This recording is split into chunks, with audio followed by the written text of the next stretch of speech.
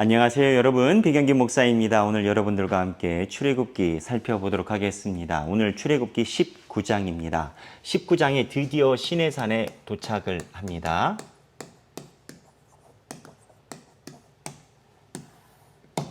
자, 우리 한번 살펴볼까요? 15장의 전체적인 그림을 한번 우리 살펴보도록 하겠습니다.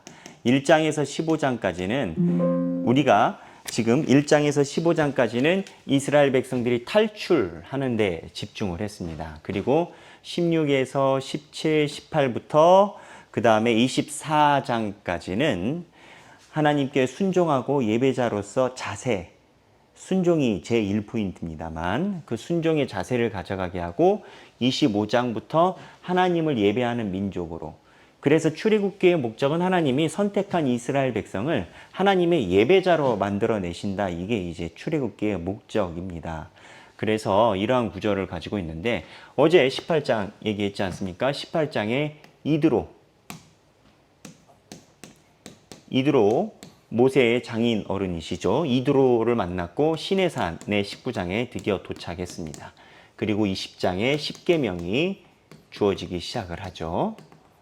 그래서 16에서 17장은 뭐였습니까? 16에서 17장까지는 계속 이제 죄송하지만 우리 이스라엘 백성들이 사고를 계속 쳤지 않습니까? 16에서는 만나와 메추라기가 주로 나왔고요. 그리고 17장에서는 반석에서 물 사건, 르비딤이죠. 그 다음에 아말렉 전쟁이 나왔죠. 그래서 전체적인 그림을 보면 지금 이드로를 만나고 시내산에 도달을 하게 됐습니다. 이 시내산. 그럼 시내산이 어딘가? 자, 여기 지도를 보면 우리가 몇 번 봤습니다만 시내산이 바로 반도의 남쪽쯤에 있습니다. 지금 르비딤 물 사건을 지나서 여기 시내산 밑쪽에 있습니다. 다른 지도를 보면요.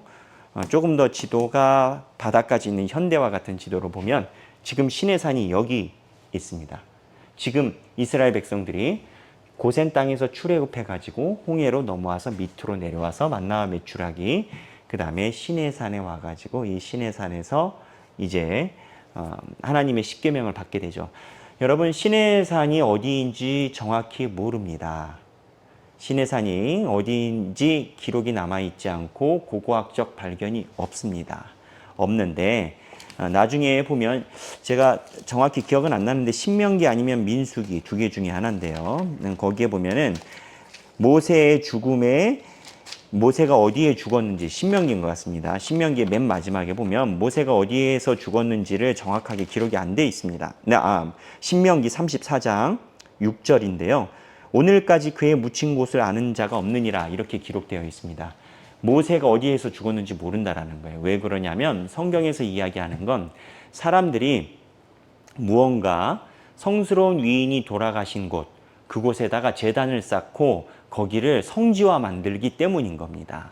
하나님이 십계명이 어디에서 내려졌는지 우리에게 아직도 안 알려주시는 이유는 사람들이 거기 모여서 또 이상한 짓 하려고, 옆으로 사이드로 빠지려고 그렇기 때문에 시내산에 대한 증거가 명확히 없습니다. 하지만 여기를 시내산이라고 표기하는 이유는 하나님께서 이렇게 이스라엘 백성들을 끌어가신, 다른 데는 다 지역이 있으니까 동선을 볼 때 산이 있는 지역이 이 반도에서는 이쪽밖에 없습니다. 그래서 여기를 시내산으로 대부분 신학자들이 인정을 합니다.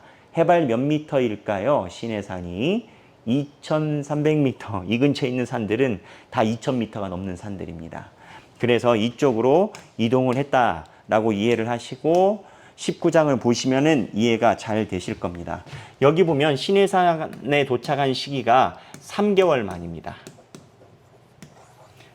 출애굽하고 3개월 정도 됐을 때 이쪽에 왔는데 그 3개월 동안 많은 일이 있었던 거예요. 반란도 있고요. 속도 썩이고요.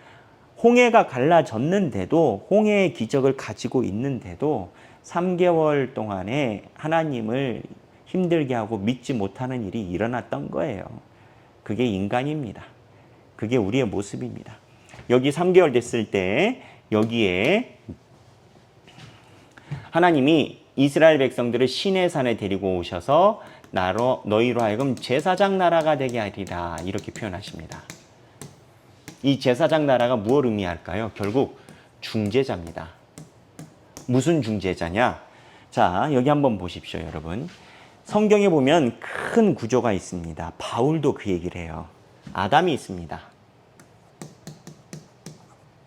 이 아담이 모든 것의 대표입니다. 이게 인류라고 생각을 합시다. 근데 이 아담이 범죄함으로 이 인류가 통째로 죄가 돼버렸습니다. 그런데 하나님이 이야기하신 것은 지금 이스라엘 백성으로 하여금 제사장 나라가 되게 하는 것은 인류의 이스라엘을 리더로 만들어서 이 아담에 의해서 통째로 이쪽에 간 걸 이스라엘을 잡고 제사장 나라가 돼서 이 인류가 회복될 수 있도록 이스라엘을 통해서 중재가 돼서 죄가 씻어지는 나라가 되도록 하나님이 시도하셨습니다. 근데 이 이스라엘이 성경의 역사를 보면 하나님의 뜻을 잘 실현하지 못해요. 그래서 어떻게 보면 예정됐던 예수님이 오십니다. 그래서 아담으로 인해서 이쪽으로 쑥 쏠려간 걸 예수님을 통해서 다시 끌어당기는 겁니다. 그래서 아담도 어쩌면 중재자인 겁니다. 범죄를 하게 된 중재자.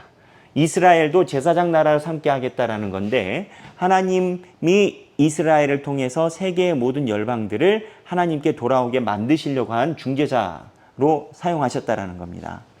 제가 한 설교 중에서 10가지 재앙이 다신교적 생각에 의해서 있는 그 당시에 유일신 하나님이라는 개념을 나타내기 위해서 10가지 재앙을 하셨다라는 설교가 있습니다. 열방이요, 유일신 하나님이라는 개념 자체도 없을 때 하나님이 나타나도 그냥 하나님이 여러 신 중에 하나일 뿐이다 라고 생각을 할 때 그때 유일신 하나님의 생각을 가지고 나오게끔 이스라엘을 사용하셨다라는 겁니다. 그래서 이 중재자라는 이야기가 나오고요. 그래서 이 중재자는 결국은 전체 나라, 이스라엘뿐만 아니라 전체 나라에 대한 전 세계를 향한 하나님이 제사장처럼 사용하시겠다는 의도인 겁니다. 출애굽 왜 했나요? 1장부터 15장까지 해서 40장까지 보면 사실 하나님이 원한 건 출애굽 이상으로 이스라엘 백성이 전 세계를 향한 제사장, 중재자가 되기를 원한다라는 겁니다. 여기서 한 가지 생각할 게 있습니다. 교회도 마찬가지고 우리 개인도 마찬가지입니다. 교회도요, 교회의 졸린 목적이 뭐라고 생각하십니까, 여러분? 교회가 있는 게 일주일에 한 번 가서 내 죄를 사하고 내 마음의 심리적 안정을 가져가기 위해서 교회가 있다라고 생각하십니까? 여러분, 그렇게 되면 교회는 명상센터와 다를 바가 없고요. 어쩌면 명상센터가 더 편할 수도 있습니다. 인간의 오감을 자극해 주기 때문에. 교회의 목적은요, 하나님이 이 인류에서 필터, 중재자처럼 사용하시고자 교회를 세우신 거 아니겠습니까? 그게 이스라엘과 똑같은 그러한 사역입니다. 그래서 여기에 보면 모세가 이 일을 하라고 했더니 모세의 자세가 나옵니다. 아, 이거 생각해 볼 이유가 있어요. 모세의 자세를 나옵니다. 모세의 자세가 뭐냐? 행하리다. 하나님 말씀 듣겠다는 게 8절에 뭘 행하느냐? 사람들에게 너와 내가 말하는 것 듣게. 모세 보고 중재하라는 겁니다. 9절입니다. 그리고 이스라엘 백성들에게 셋째 날까지 기다려라. 지금 시내산에 도착해서 십계명을 받기 전 자세입니다. 여기 한번 생각을 해볼 만한 내용이 있습니다. 무엇을 생각해 봐야 될까요, 여러분? 자, 지금 우리 이스라엘 백성들이 당도한 산이 어디입니까? 시내산이죠. 이 시내산이 처음 등장했을까요? 등장한 적이 있을까요? 시내산. 시내산이 이전에 등장한 적이 있습니다. 어디냐? 성경을 보면 출애굽기 3장 12절입니다. 출애굽기 3장 12절에 제가 한번 읽겠습니다. 출애굽기 3장 12절 하나님이 모세를 부르셨을 때였습니다. 하나님이 이르시되 내가 반드시 너와 함께 있으리라. 내가 그 백성을 애굽에서 인도하여 낸 후에 너희가 이 산에서 하나님을 섬기리니 이것이 내가 너를 보낸 증거니라. 이 산에서 하나님을 섬기리니 그 산이 어디겠습니까? 지금 하나님을 섬기기 위해서 십계명 받고 있는 산입니다. 동일산입니다. 그러니까 모세가 하나님을 만났던 떨기나무를 만났던 그 자리에 지금 모세가 서 있는 겁니다. 모세의 감정이 어떨까요? 생각하기입니다. 여러분, 모세가 처음에 하나님 만났을 때 어땠습니까? 여러 차례 일 안 한다 했습니다. 나 안 한다, 못한다. 하나님께 심한 말도 했죠. 그런데 지금 이 자리에 똑같은 산에 모세가 서 있습니다. 근데 모세가 하나님께 행하리이다 라고 얘기를 하고 있어요. 여기까지 시간이 어느 정도로 추정하느냐. 이집트의 10가지 재앙이 내린 게 한 1년 정도 걸렸던 것으로 추정을 합니다. 그리고 이스라엘 백성들이 지금 석 달 됐잖아요. 그러면 1년 조금 넘었을 거라고 추정을 합니다. 1년 조금 넘은 후에 하나님을 만났던 그 자리에 모세가 섰을 때 그 마음과 감정이 어떻겠습니까? 한 신학자는 그 얘기를 합니다. 그냥 좀 편한 말로 얘기를 하면 하나님이 부르실 때 말 듣지. 그런 생각을 하지 않았을까? 하나님이 이뤄주신다 할 때 믿고 따라오지. 이럴 줄 알았으면 그때 더욱더 하나님께 값지게 엎드려서 따라올 것을 라고 생각했을 것이다 라고 이야기하는 신학자가 있더라고요. 저 그 생각에 크게 부인하지 않습니다. 저도 동의를 합니다. 부정하지 않습니다. 생각하기, 우리는 하나님이 부르실 때 어떻게 하나? 하나님 만났던 그 자리에 모세가 서 있습니다. 우리도 그러한 인생을 살아간다라고 생각을 합니다. 그 다음에 두 번째, 여기 보면 셋째 날에 이스라엘 백성들이 모든 준비를 하게끔 하라고 하셨습니다. 하나님이 왜 셋째 날이라고 이야기하셨을까요? 셋째 날. 하나님이 이스라엘 백성들에게 시간을 주신 겁니다. 왜 시간을 주셨을까요? 3일 동안 이스라엘 백성들이 마음이 변할 수도 있습니다. 도망갈 수도 있습니다. 근데 하나님이 이 셋째 날이라는 시간은 하나님에게 매우 필요했던 시간인 겁니다. 왜? 이스라엘 백성들이 3일 동안 하나님에게 집중하고 변하지 않는 모습을 보여야 되니까. 왜요? 그 이전에 계속 사고 쳤지 않습니까? 여기 보면은요, 반석에서 물 나오는 사건, 메추라기 나올 때 불평, 불만, 하나님께 혼나고 난리 났지 않습니까? 그러니 이스라엘 백성들이 지금 아주 굉장히 중요한 시기에 하나님 앞에 정자세를 하고 있는지 하나님이 시간을 주신 거라는 겁니다. 여러분, 시내산의 도착이요, 굉장히 중요한 겁니다. 왜 중요한지 아십니까? 이스라엘 백성들이 동선에서 보면요, 시기적으로 딱 2번 정착을 합니다. 한 번 시내산에서 정착을 하고요.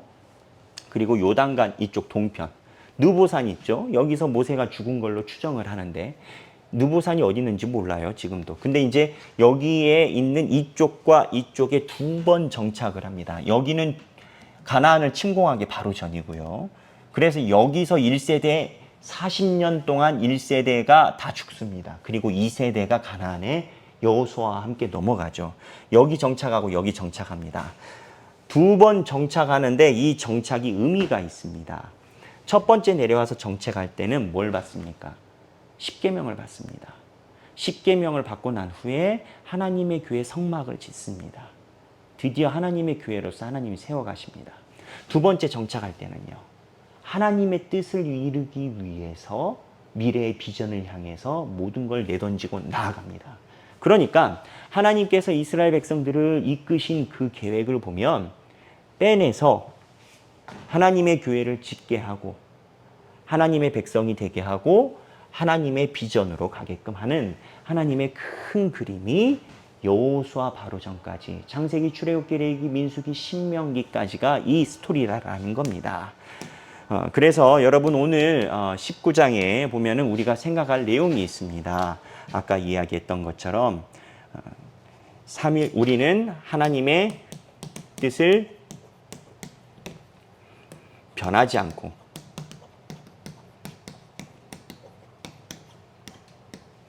지키는가? 하나님이 정말 십계명을 받을 중요한 순간에 3일 동안 준비를 시켰다라는 것이 하나님이 이거를 다짐하게 만들었다라는 겁니다. 제가 볼 때 생각할 내용이 두 개를 썼습니다만 하나님이 부르실 때 어떻게 하나 우리는 변하지 않고 지키고 있는가라고 얘기를 했지만 이 성경 구절에 나오는 성경의 본문을 자세히 살펴보면 더 많은 이야기를 우리가 살펴볼 수가 있습니다. 이스라엘 백성들이 하나님께 어떻게 응답하는지 대답하는지 이러한 내용을 보면서 여러분은 오늘 19장 드디어 십계명 받기 전에 있는 중요한 사건에 이 성경의 내용에 깊이 묵상이 되시길 주님의 이름으로 축원합니다. 감사합니다.